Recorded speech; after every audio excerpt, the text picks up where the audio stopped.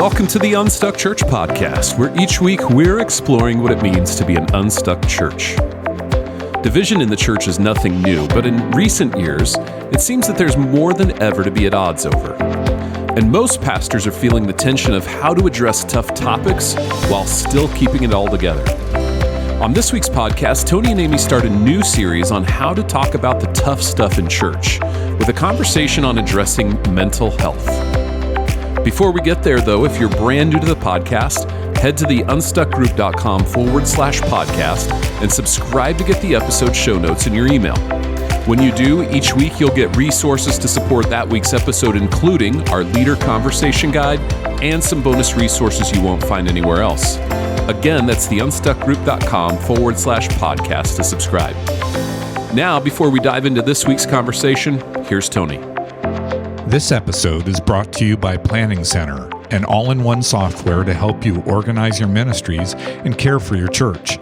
With an easy-to-use platform of products, you can bring people together with event signups, room and resource reservations, automatic volunteer scheduling, and much more.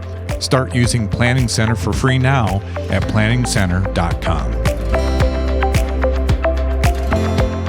Well, Tony, today we're kicking off a new series called How to Talk About the Tough Stuff. And in this series, we're going to have pastors join us to talk about things like politics, which is always really fun, mental health, theology, and sexuality, double fun. And this is going to be a bit different than what we usually talk about on the Unstuck Church podcast. So why don't you just take a minute and explain the heart behind this series? Yeah, well, first of all, put your minds at ease. It's not going to be that difficult. And actually, I hope this is very helpful, especially for those of you who teach, because in this series, it was really born out of our own discussions as a staff team, some discussions that were popping up in our own personal lives. And as we talked about these things, we came to the conclusion that we as church leaders need to do a better job preparing people to have tough conversations with their friends and family. In other words, we need to help believers learn to love God and love others within our current cultural context. So we wanted to create a special series that was packed with super practical wisdom from senior pastors to senior pastors or teaching pastors, and to challenge and encourage you to equip your congregations to talk through these tough topics. Yeah, I remember our conversation around that. And, it's true, in our politically and socially divided world, I certainly understand why pastors can shy away from these topics, because they often feel pressured to take a hard stance in one direction or the other. Or if they don't, or even if they do, people might leave their church. So they avoid it altogether. But it's clear that the people in and outside of our churches are looking for answers and godly wisdom on these topics. Absolutely. And that's why I've invited some friends in ministry who can speak to the lived experience of what it's like to address these issues from the pulpit. And in the coming weeks, we're going to hear from some folks like Andy Stanley on navigating politics and tough conversations with your congregations, Rich Velotis from New Life Fellowship in Queens in New York City, and he's going to talk about his experience teaching on sexuality. Dave Dummett from Willow Creek, and he's going to share some things related to how we talk about some of the deep, challenging topics of theology, and helping us differentiate between how we address the essentials and the non-essentials of faith. And I'm really looking forward to these conversations, but first, this week, we're going to go back to a conversation I had last summer with Pastor Rick Atchley from the Hills Church in Fort Worth, Texas. And we released this conversation with Rick as a bonus episode last July, but we wanted to include it again in this series because what Rick shares is so practical and powerful. According to recent research, 1 out of every 5 U.S. adults is experiencing a mental illness. Many pastors, though, either from feeling unqualified or just unsure, never address the topic within their congregation. So in this conversation, I sat down with Pastor Rick to discuss how his church addressed this important topic of mental health and how other churches can do the same. Well, Rick, we really appreciate you joining us for today's conversation. I know a lot about you at the Hills Church. Great church. We've had an opportunity to work together over these last several years. But for those that may not know you, can you share a little bit about who you are and your ministry? Oh, thank you, Tony. Okay, my name is Rick Atchley. I have been the teaching minister and senior pastor of this church, the Hills Church in the Fort Worth, Texas area, for 34 years. I'm not a founding pastor. Our church is, I think, 66 years old. But for 98% of the church, I would say I'm the only pastor they have ever known. And so that is our reality. We are a multi-site church. We currently have 3 campuses and hope next year to launch a 4th. And we are your basic, solid, evangelical, Bible-preaching, Christ-exalting church that your podcast reaches so many of. Well, it's been fun to work with the Hills, primarily around your multi-site strategy, which you referenced, and we've worked with you around discipleship and in some other areas. But actually, you and your team have been an encouragement to me too, because it's an example of when a leader, a pastor, pursues the heart of Jesus and then carries out the mission that he's been called to, there's going to be fruit on the other side of that. And your ministry is definitely evidence of that. But the reason why I reached out is the last time I was at the Hills Church, you were ready to start a new series, and the series was called Let's Talk About Mental Health. So before we get into some of the specifics of that series, what prompted you to focus on mental health for this teaching series? Well, it was a journey, Tony. So last summer during a study break, I began to be burdened for what I would call the soul health of my church. It just seemed like since COVID especially, people are anxious, people are fearful, people are angry. I was convicted by 3 John in verse 2, where he prays for his friend. I pray that you are healthy and that all is well with you, even as it is well with your soul. And I thought, how many of my members would want their pastor to pray that prayer over them? I hope everything else in your life is as healthy as your soul is. And my thought was, most people would not want me to pray. I hope my kids, I hope my marriage, I hope my job, I hope my health is as healthy as my soul right now. So I began to do some study and prepare a series in January on soul care. So in the fall, as I was wrapping up my study for that series, God began to prompt me to realize the primary way that our unhealthy souls are being manifest is in mental health and mental health challenges. So during that 4-week series in January, I decided to take a quick survey of my church and ask, how are you doing in terms of your mental health? Tony, we had over 2,500 responses, and 90% of the responses reported in the last 12 months they'd had a struggle with some type of a mental health challenge. And that's when I knew. You said, yeah, 90%? Yes. The top 3 challenges were 70% anxiety, 60% depression, 58% burnout and stress. And by the way, 6% reported thoughts of self-harm. And so I knew at that point it would be pastorally irresponsible for me to know that and not address that. Now, I will say this, when God prompted me, Tony, my first response was to say no. That's not like me. When God gives me a revelation, my first response is not usually trepidation. I was afraid. I was afraid, number one, because this is not my lane. I'm not equipped or trained. I don't have a lot of letters after my name in the area of mental health. And I knew it would require of me a tremendous amount of homework and research. And second, I was concerned that in my ignorance, I might say something that might cause someone in pain to suffer even more. But God got me through that. And it's basically because of this, Tony. I said this over and over in our series. The mental health crisis is real, and not talking is not working. Yeah. It is in our churches. It is in our pews. And not talking is not working. And so that's how I came up with the incredibly creative title, Let's Talk About Mental Health. Well, with that, it was a 9-week series. I mean, that's really a long series, but help us understand, what were some of the specific topics that you taught on over those 2 months? Okay, that's a great question. And that is a longer series than I typically preach or even intended.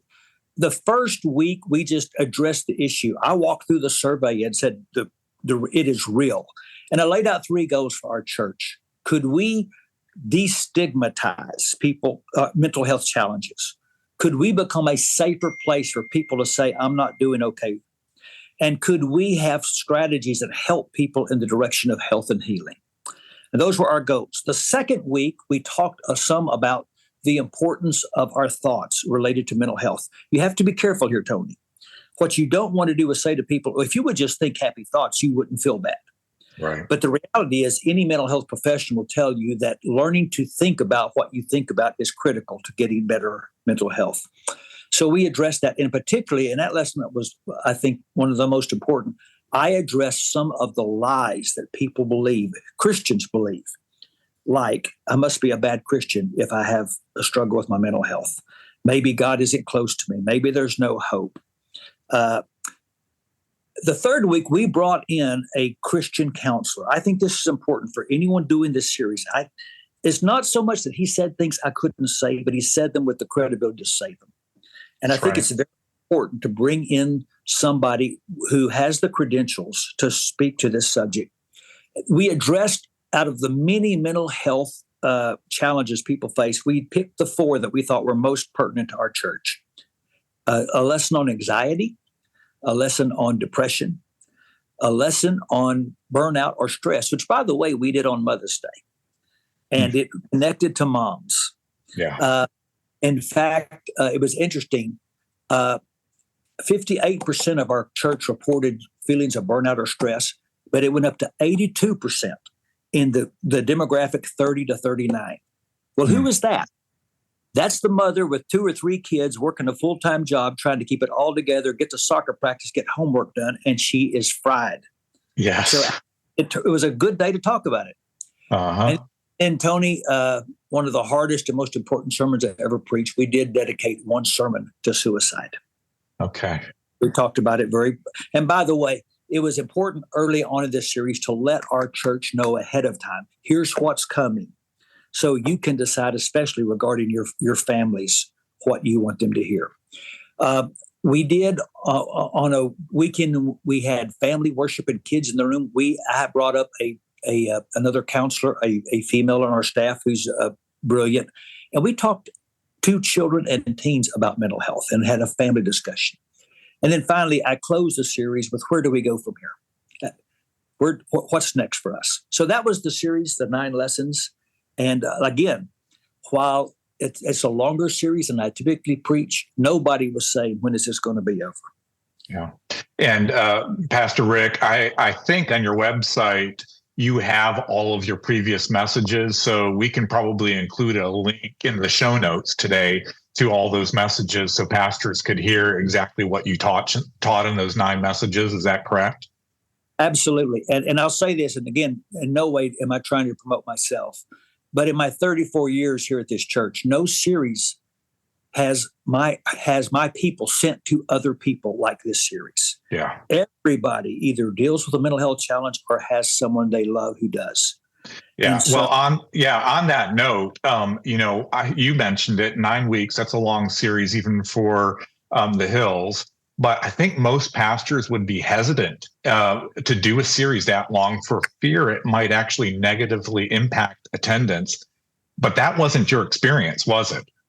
No, it wasn't. In fact, if anything, our attendance improved. We on an averaged about 1,000 more people in attendance than the previous year. Now, some of that might be people coming back from COVID, but without question, it was an extremely important series to our people. They wanted to come. They wanted to tell their friends.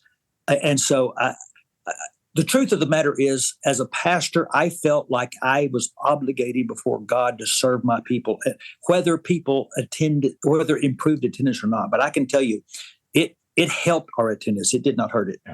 Yeah.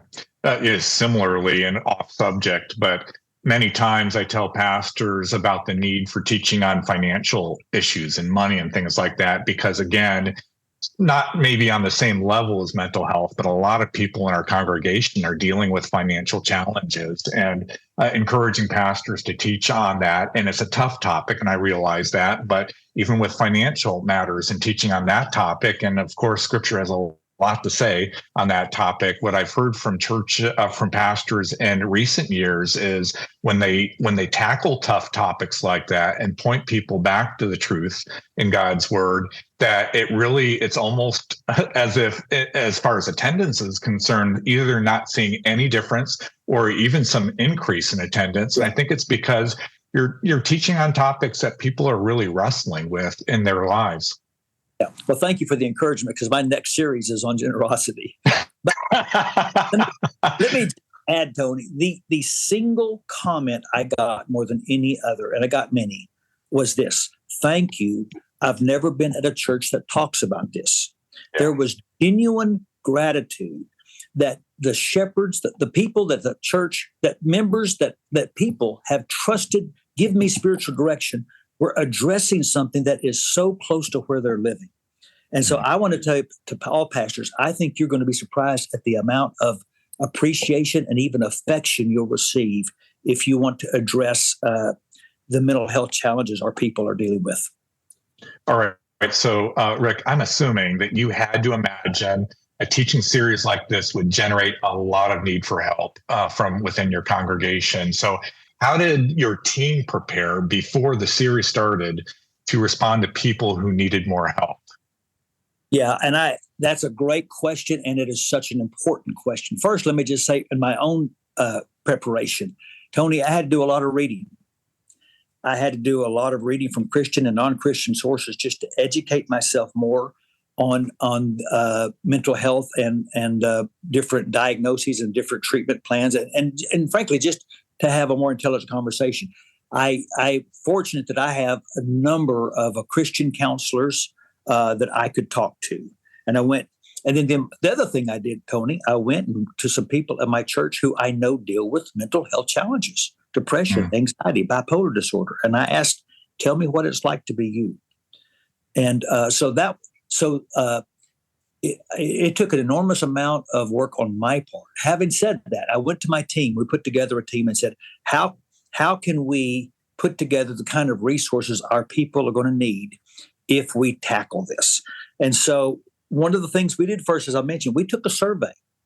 And so that we could say, where are our people at? Where are they? What are the needs they most want addressed? That was so critical to be able to go and say to our people, this is what you said about where you are. Another thing we did, Tony, before this series, we put together a resource page on our website. That resource page had Bible studies. It had books we recommended. It had a lesson series that we recommended. It had a worship playlist that we created especially for people that we thought might be helpful if they deal with mental health challenges. It also had a place where you could connect to our counseling ministry. We have a couple of counselors on our staff. I know not every church has that, but I think it's very critical. If you take on this topic, you have to provide a way for your people to get help. Here's what happened, Tony. We had a couple of counselors. They, within a matter of days, were scheduled weeks in advance. They had to cut their first initial meeting times down from 1 hour to 30 minutes to handle the need. But we made that very clear that this was available. Something else we did, Tony, that I think is so critical for churches to hear. We had to train and educate our people who are our first responders. Like a lot of your churches, we have a very active prayer ministry. We invite people to come and receive prayer. We had to spend a lot of time training them. For example, we had to learn what language to use and not use. You'll notice I have not said mental illness. I've said mental health challenge. People are not institutionalized, they're hospitalized. We do not say people committed suicide. We say death by suicide. It was important to learn the language. No one is a trauma victim. They are trauma survivors. And so we had to take our people that were going to be our first responders and say, please learn, let's all use the same language. Another thing we did, Tony, at every service, at every campus, we had a mental health professional available.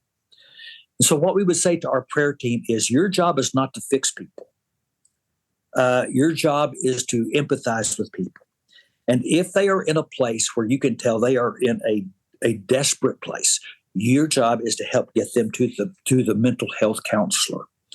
I think it's important, Tony, and one thing I said in my first lesson, and this is what I mean by being a safe place, is it's easy in churches for us either to trivialize mental health challenges with statements like, oh, just suck it up and think happy thoughts. It's also easy to over-spiritualize. If you'll just read your Bible and pray more and have more faith. And we taught our people, well, you're not doing any of those things. Your job is to empathize and to say, I'm so sorry. I know it must be hard. How can I pray for you right now? How can I support you right now? And so training your people how to respond to people who respond is a very important part of this process. So those were some of the things that we did. Rick, of all the topics that you mentioned, 9 different weeks on this, which were the one or two that really seemed to generate the biggest response from your congregation? Did you have a sense of that? The second lesson where I talked about lies Christian believe was really critical because people with mental health challenges feel less than. And to be told that you're not a bad Christian because you have a real struggle was very important.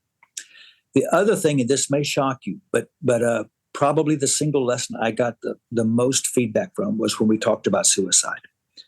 Tony, I've preached 42 years, and that was the first sermon I've ever done on that topic.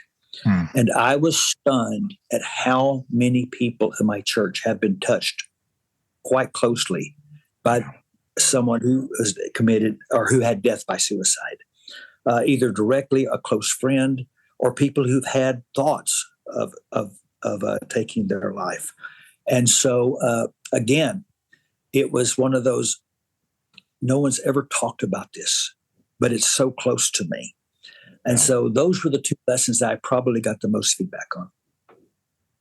So I don't know if you have perspective on this or not, but and mainly because I know this teaching is still fresh for you and your church, but do you have any sense of how this series changed your church as a result of this series? I think what I would say, my sense is, Tony, is we've become a more empathetic church. There's an interesting story in the Gospels where a man with a withered hand comes to the synagogue and Jesus says, stick out your hand. Why did Jesus say that? Jesus didn't need to see his hand to heal him. And here's my theory. He had lived most of his life with his hand inside his cloak. He had learned how to do his faith life, hiding his weakness. You can't hide blindness. You can't hide lameness. You can hide a hand. Every week, people are coming to our churches and they're hiding where they're weak. And we say, Jesus, if you will heal me, I'll show everybody my hand. And maybe Jesus is saying, no, show everybody your hand and you'll find healing. So I think the single greatest benefit that's come from our church is we're becoming more empathetic and more willing to say, it's okay not to say I'm okay today. In fact, I said, it is no longer fine to tell people you're fine if that's not the truth. Boy, can you imagine that how transformative it would be if the church was known for empathy? Wouldn't that be significant? So I asked you about your church, but how would you say this teaching series has changed your perspective as a pastor, Rick? I'm still, in some ways, I'm still processing what that has meant. I know that it has raised awareness for me that there are many people in my church who have experienced deep trauma, great pain, and they've never processed it. They've never known how to, or they've never felt safe to do so. And I think this series has helped them trust their pastor and their leaders. Maybe this is a safe place. So I think it has certainly increased my empathy.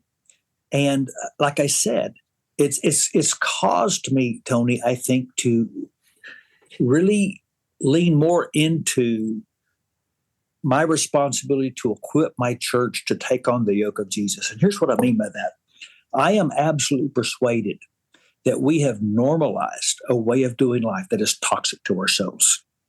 Our rush, our hurry, our addiction to screens. We are doing life in a way that is toxic to ourselves. And so part of my responsibility is to call that out and to equip my people with the disciplines necessary to live a life more in line with the way Jesus lived. John Mark Comer says it well. We can't have the life of Jesus if we don't want the lifestyle of Jesus. Solitude, rest, Sabbath, synagogue. These things are important. Tony, just getting people to sleep. We've gone from 100 years ago, 9 hours of sleep a night to 6.8, and it's affecting our mental health. God did not create Absolutely. So I think part of it's affected me in the sense of I need to be more diligent in calling out the ways that people are living that are toxic to their soul. All right. Well, as we wrap up, I can tell that you are passionate about this topic, and it's because you love Jesus and you love your congregation so much. But what encouragement would you give to other pastors who might be considering teaching on topics like mental health in the future?